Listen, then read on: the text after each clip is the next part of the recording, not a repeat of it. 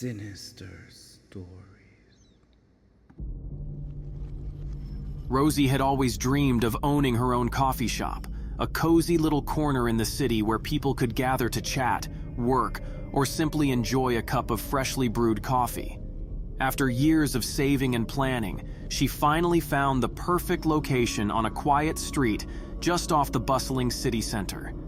The building was old but charming, with large windows that let in plenty of natural light and exposed brick walls that added character to the space. Excited to bring her vision to life, Rosie set to work renovating the shop. She chose warm colors for the walls, comfortable seating for the customers, and of course, top-of-the-line coffee equipment. Within a few months, Rosie's coffee corner was ready to open its doors. On opening day, the shop was filled with friends, family, and curious passers-by. Rosie beamed with pride as she watched people savor her carefully crafted coffee and delicious pastries. Business was steady, and her dream of owning a successful coffee shop seemed to be coming true. But as the days turned into weeks, Rosie began to notice strange things happening in the shop. It started with small incidents.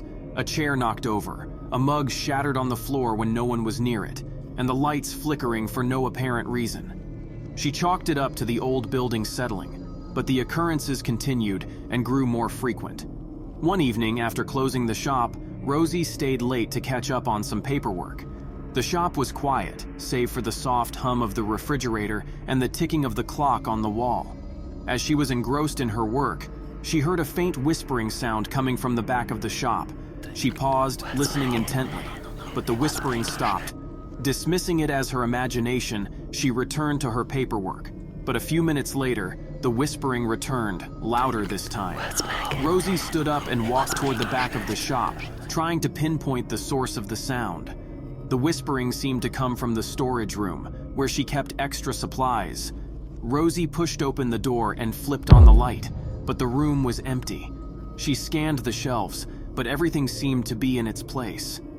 Puzzled, she turned to leave the room when she heard a soft voice say, "Leave."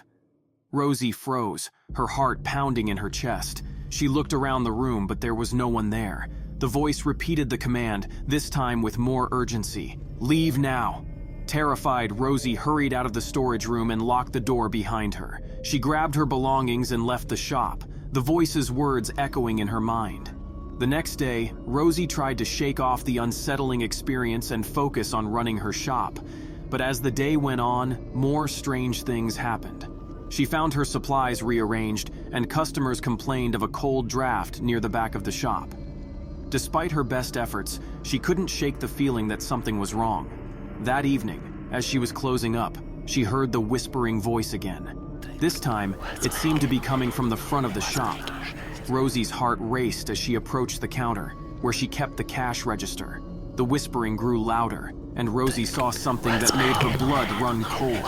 A figure stood behind the counter, partially obscured by shadows. The figure appeared to be a woman, her face pale and twisted in an eerie smile. Rosie's breath caught in her throat as the woman spoke, her voice barely above a whisper. "You cannot stay. This is my place." Rosie took a step back, her mind racing. "Who are you? What do you want?" The woman didn't answer. Instead, she seemed to glide toward Rosie, her movement smooth and unnatural. Rosie stumbled back, her fear intensifying. As the woman advanced, Rosie's thoughts turned to her shop and her dreams. She couldn't let this mysterious presence ruin everything she had worked so hard for. Summoning her courage, Rosie spoke up. "This is my shop now. I will not leave." The woman's eerie smile faded, and her hollow eyes locked onto Rosie's. "You will leave," she whispered, "one way or another." With that, the woman vanished, leaving Rosie standing in the empty shop, her heart racing. She quickly locked up and left, unsure of what to do next. Over the following days, Rosie's experiences in the shop grew more intense. The woman's presence seemed to manifest more frequently, whispering threats and warnings. The strange occurrences continued, unnerving Rosie and her customers. Rosie tried everything she could think of to rid the shop of the haunting presence. She brought in a priest to bless the shop, but it seemed to have no effect. She consulted with a psychic, who told her the woman's spirit was deeply rooted in the building and would be difficult to remove. Despite her fear, Rosie refused to give up on her dream. She continued to run the shop, even as the haunting presence grew more aggressive. Customers reported seeing the woman in the back of the shop, and some even claimed to have felt a cold touch on their skin. As the weeks went on, Rosie's health began to decline. The stress of dealing with the haunting took its toll, and she found herself constantly exhausted and anxious. The whispering voice plagued her day and night, leaving her with little rest. One night, as Rosie was closing up, she heard the woman's voice again. This time, it was coming from the storage room. Rosie's heart sank as she approached the room, her hands trembling. She pushed open the door and saw the woman standing there, her pale face twisted in anger. "You must leave," the woman said, her voice echoing through the room. Rosie took a deep breath, trying to hold her ground. "I'm not leaving," she said firmly. "This is my shop now." The woman let out a chilling laugh. "You have no idea what you're dealing with," she said. "This place is mine, and I will not rest until you leave." Rosie stared at the woman, her fear replaced by determination. "Then you'll have to drag me out of here," she said, her voice steady. The woman stepped closer, her eyes locked onto Rosie's. "So be it," she whispered. At that moment, the room went cold, and Rosie felt a sudden sharp pain in her chest. She stumbled back, clutching her heart, as the woman's laughter filled the room. Rosie fell to the ground, gasping for air. The woman's figure loomed over her, and Rosie could see the satisfaction in her hollow eyes.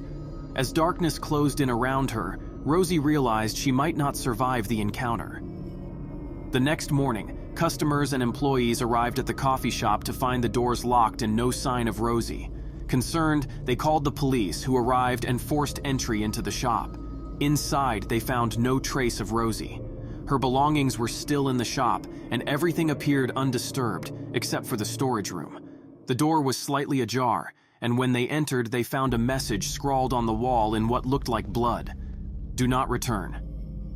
The police searched for Rosie, but found no evidence of her whereabouts. The case went cold, and the coffee shop was left abandoned.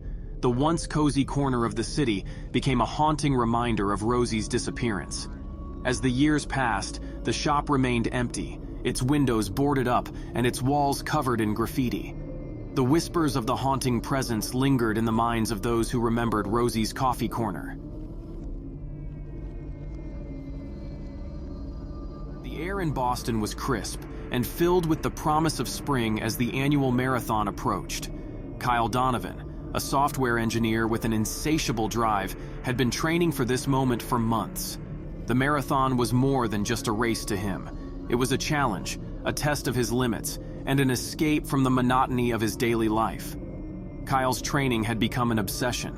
His apartment, usually tidy and well-organized, was now cluttered with running gear, nutrition supplements, and detailed schedules pinned to the walls. His friends noticed the change but were supportive, believing in his determination to complete the marathon and maybe even set a personal best. The night before the marathon, Kyle lay in bed, restless and anxious.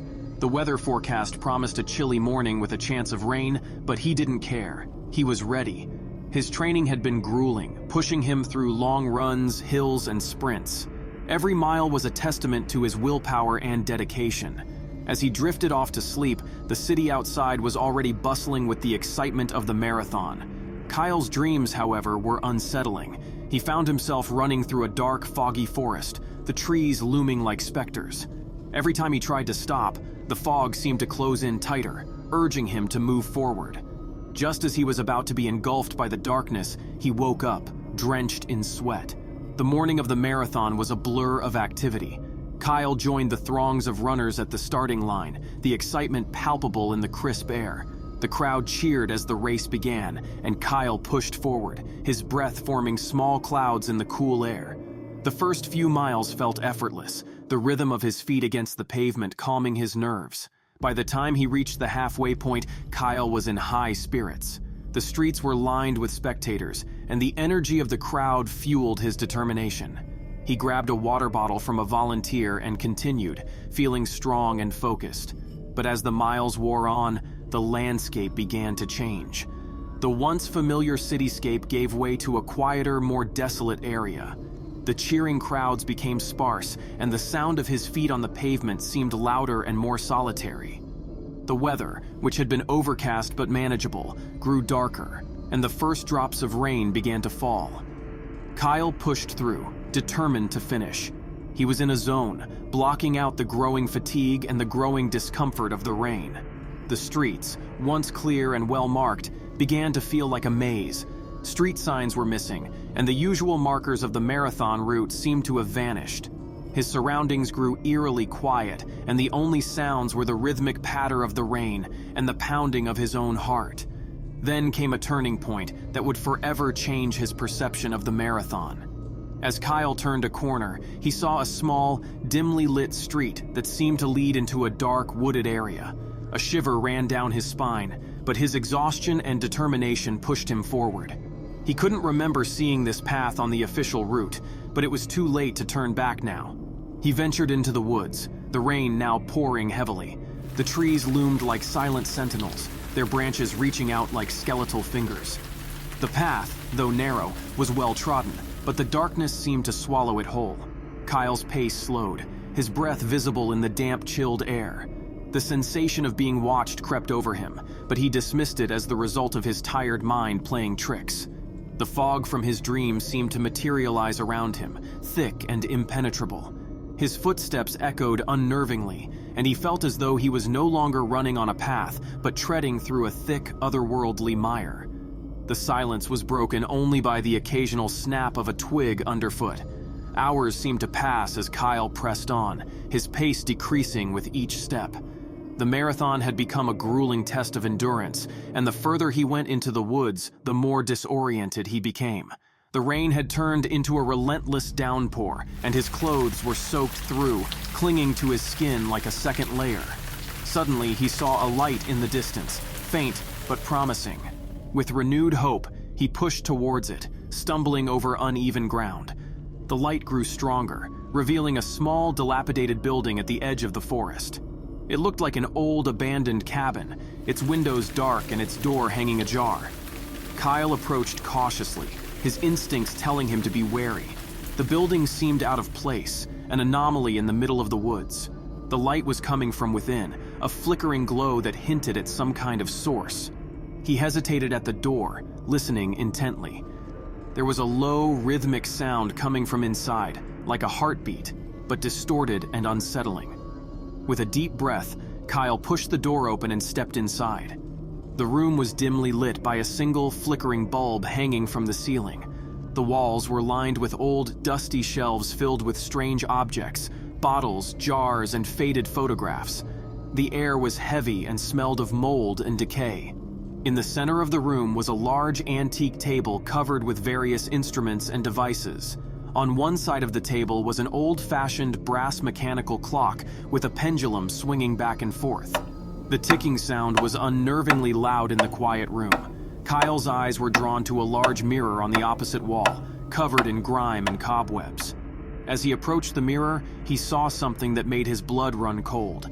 The reflection in the mirror was not of the room he was standing in, but of the marathon route, his own figure running frantically through the fog. The image was grainy and distorted, as if it were coming from a broken camera.